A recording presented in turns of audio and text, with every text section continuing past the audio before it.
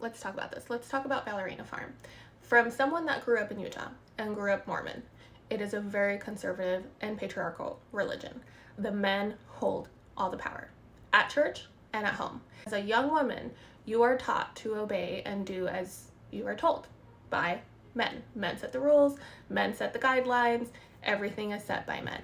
It is not a religious belief to not take an epidural during childbirth. That is actually probably a personal belief of his, because it sounds like when she had the option to take the epidural, she did.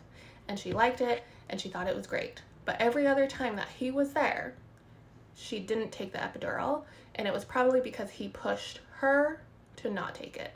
And again, she was probably taught to be submissive, to obey, so she probably listened to her husband. I don't know their relationship.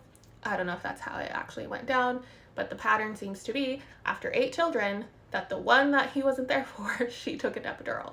And that's just heartbreaking to know that she probably wanted to take an epidural at the other birth and then just didn't because she was trying to do as her husband said.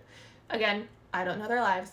Maybe she didn't want the actual epidural. The issue is also that she kept saying no at the beginning, right? She kept saying no, and he didn't care. He bulldozed that. He didn't care what she said. He made sure that he was on the flight next to her so that they could have their first date. And then even after that, she said, I don't want to get married for a year because I'm still in school. I'm a ballerina. I want to finish this out. He again ignored that, ignored her boundaries, ignored what she wanted, and was like, no, I'm going to propose 3 months later. And I don't know her life. Hopefully she's happy.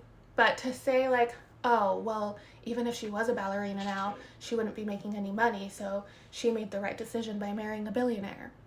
Like, no, who cares? If she wanted to be a ballerina, she should have been a ballerina, and he should have respected that, and he should have supported her dream from the beginning.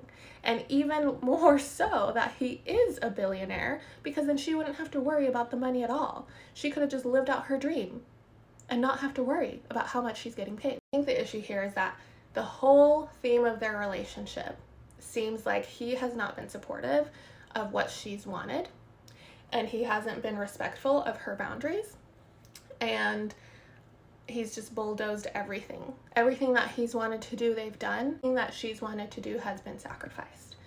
So again, she may be happy, and I do know that dreams change, and obviously children are a gift, but also the timing of those gifts and those dreams can be altered by other people.